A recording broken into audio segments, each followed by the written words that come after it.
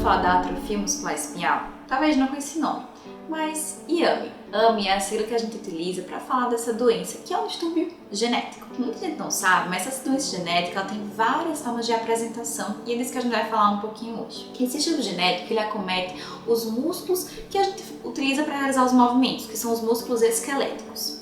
O que acontece nessa doença? Um quadro progressivo de fraqueza e atrofia dessa musculatura.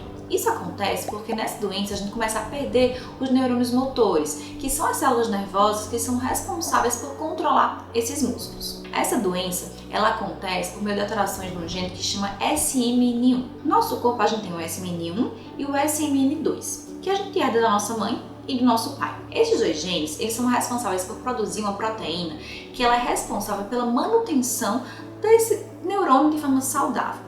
E assim a gente consegue fazer com que o nosso cérebro envie os comandos para a nossa medula espinhal e da medula espinhal até o músculo. Se esse processo ele está alterado por meio de uma mutação que modifica aí o funcionamento dessa proteína, o que é que vai acontecer? A gente não tem o estímulo para o nosso músculo, ele começa a ficar fraco e por não ser utilizado ele começa a atrofiar. Esse é o quadro clínico clássico dessa doença. Mas, como eu falei, a gente tem várias formas de apresentação, desde o período neonatal ou pré-natal até a vida adulta. E o que é que vai fazer com que isso se modifique, já que é o mesmo gene? O SMN1, ele produz a maior parte da quantidade de proteína funcional presente no nosso corpo. O SMN2 é um outro gene que a gente vai ter, em geral 2 cópias, mas algumas pessoas têm até 8 cópias presentes, e que produz diversas formas de proteína do SMN. Só que a maioria delas são proteínas pequenas e se degradam muito rápido no nosso corpo. Apenas uma delas é funcional, só que em menor quantidade em relação ao SMN1. Só que quanto mais cópias presentes a gente tem do SMN2, mais tarde vai ser o quadro clínico quando a gente tem uma mutação no SMN1. Mas como é que a gente faz para apresentar essa doença? Como eu falei, a gente vai herdar dos nossos pais essa cópia do SMN1. Uma cópia vem da mãe, uma outra cópia vem do pai. O que acontece na grande maioria dos casos? Os pais são portadores assintomáticos de uma mutação. Eles têm uma cópia normal e uma outra cópia afetada. Neles não tem nenhum problema que essa cópia ela seja afetada sozinha, porque a outra compensa. Mas quando o filho herda essas duas mutações, a gente não consegue produzir essa proteína de forma adequada e o problema ele começa a acontecer dependendo de cada paciente, mais cedo ou mais tarde. Mas quando pensar na miotrofia espinhal? Alguns sintomas são bem importantes para que a gente possa realizar o diagnóstico precoce dessa doença. Alguns deles são, por exemplo, o quadro de hipotonia.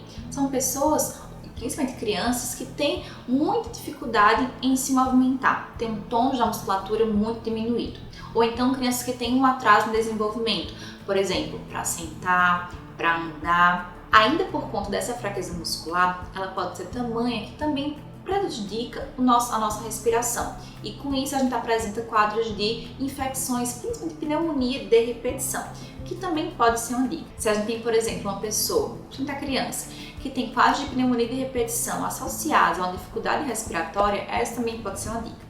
No exame físico, o médico que examina, que pode ser o neurologista ou mesmo o geneticista e até mesmo o pediatra, a gente pode encontrar alterações do nosso reflexo. Por conta dessa alteração nos nervos, o reflexo que a gente tem normalmente, que a gente avalia ali com um martelinho, ele pode estar muito diminuído ou ausente, que é a apresentação clássica desses quadros. Ainda é possível encontrar no exame físico o que a gente chama de fasciculação da língua, que são tremores que a gente pode ter, por exemplo, na língua, até mesmo tremores nos membros. A história natural dessa doença nos mostra que a gente tem 5 tipos de AMI e que cada uma delas tem uma evolução muito diferente.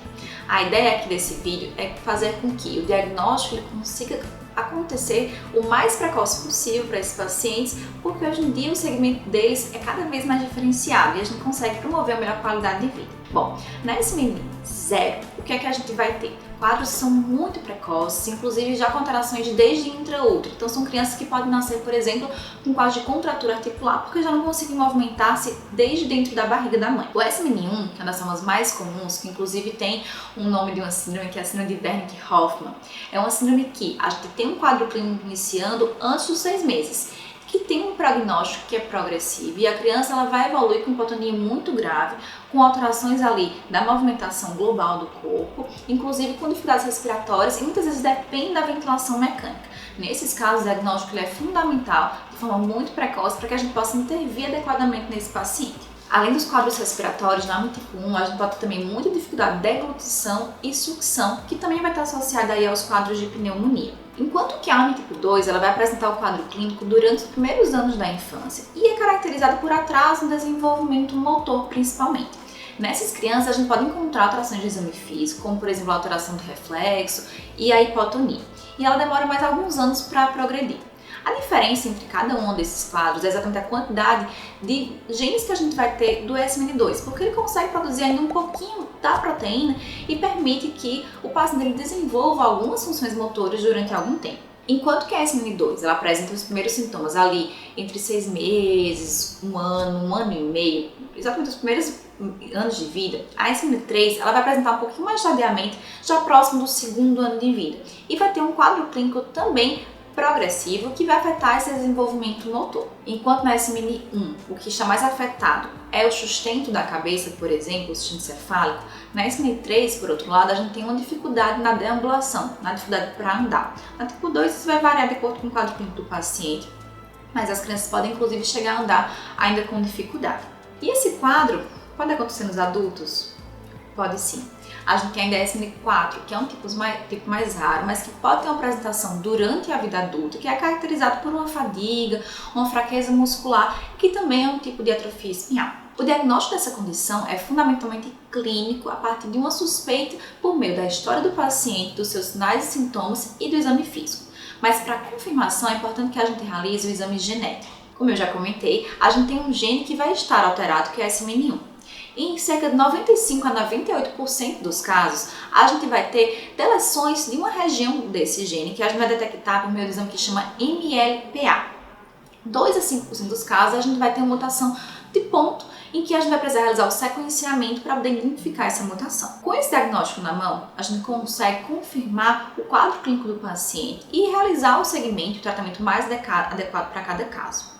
Mas não só isso, a gente consegue também realizar o aconselhamento genético para os pais. Como eu comentei, a maior parte dos casos a gente vai ter pais que são portadores dessa mutação. E enquanto portadores, um casal vai ter nessa condição, que é uma condição que tem um tipo de herança autossômica recessiva, 25% de chance de ter uma nova criança afetada. Isso é muito importante no planejamento reprodutivo desse casal. Não só porque é importante para aqueles que desejam uma gestação natural se prevenir ou se preparar para uma nova gestação, levando em conta esse risco, como também aqueles casais que não desejam gestar uma criança que tem esse tipo de alteração, se programar com relação, por exemplo, à fertilização in vitro, em que a gente consegue selecionar os embriões que são afetados e não realizar a implantação. Além disso, a gente deve lembrar que o aconselhamento genético é fundamental porque existem casos em que existem mutações novas, ou seja, apenas uma das mutações ela foi herdada e a outra mutação ela foi uma mutação nova. Isso muda todo o aconselhamento genético. Por isso que é fundamental que um paciente que tenha uma doença genética como a amiotrofia espinhal passe pelo tipo de aconselhamento específico para cada caso. Mas e aí, será que existe tratamento específico para essa condição genética que afeta tão gravemente os músculos? Esse é um tema para um outro vídeo. Segue aqui e acompanha que a gente vai falar sobre isso ainda.